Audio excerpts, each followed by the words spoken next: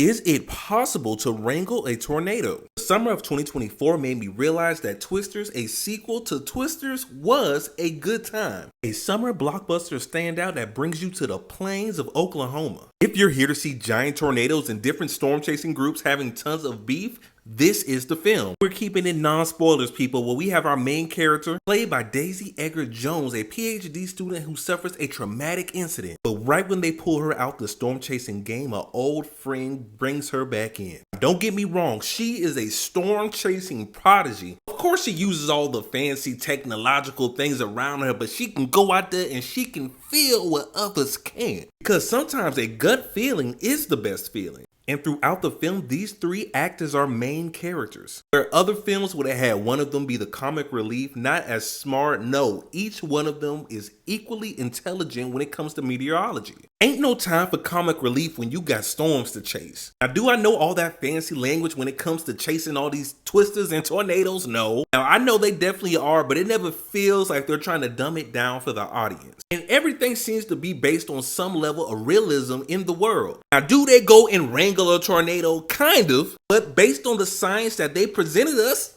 I believe them.